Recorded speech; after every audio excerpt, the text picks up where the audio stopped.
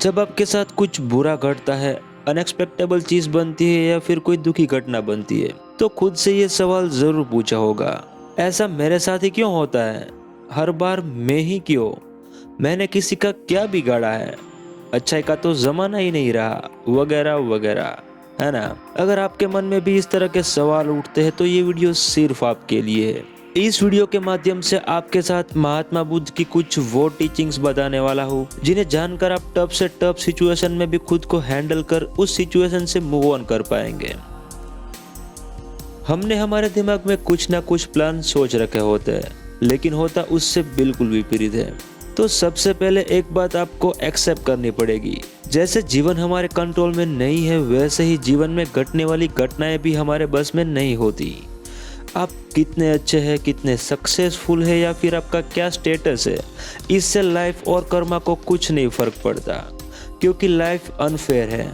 हमें एक बात याद रखनी होगी, ये कोई फैंटेसी नहीं, ना ही कोई मूवी है, ना ही वर्चुअल वर्ल्ड और ना ही कोई सपना। वी लिव रियल लाइफ और जीवन का नेचर ही अनप्रिडिक्टेबल होता है। हमें नहीं पता अगले पल क्या होने वाला है। क्या आप गैस कर सकते हैं? ना आप, ना मैं, ना कोई और। जब हमारे साथ कोई दुखी घटना बनती है, अनएक्सपेक्टेबल चीज़ बनती है, तो हमारा माइंड उस चीज़ के बारे में रिग्रेट करता रहता है, बिकॉज यही हमारे दिमाग का नेचर है। ऐसा होने के पीछे यह कारण भी है, जो हमारी सेंसिटिविटी होती है वो नेगेटिविटी की और ज़्यादा होती है। ये जो ज़िंदगी है नायाब है, जिसमें केवल बुरी और दुखी घटनाएं नहीं बनती, बल्कि बहुत सारी अच्छी और बेहतरीन घटनाएं भी होती है।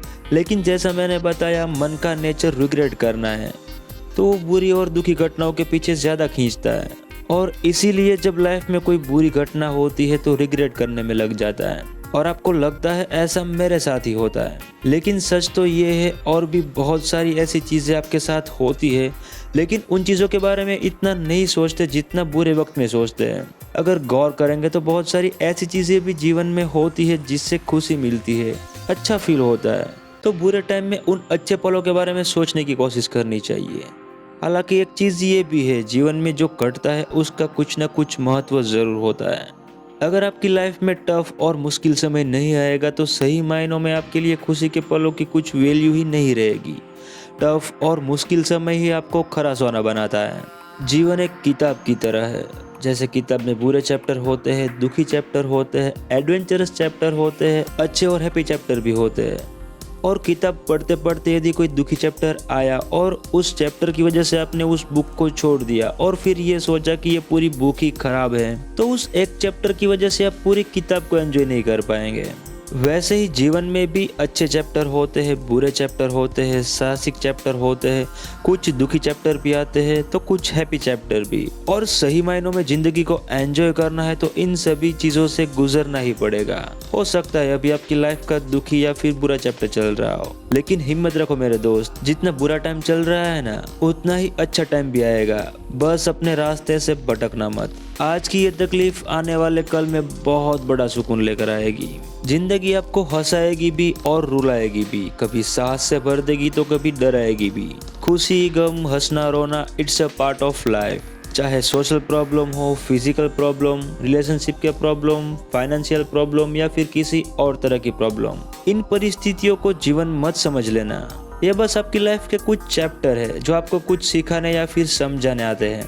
अच्छे लोगों के साथ बुरी चीजें होती ही है और अच्छी चीजें भी। तो जैसे अच्छी चीजों के बारे में कम ध्यान देते हैं, सेम उसी तरीके से दुखी और बुरी चीजों पर भी कम ध्यान दो। अपनी डार्क साइड छोड़ ब्राइट साइड की ओर देखो।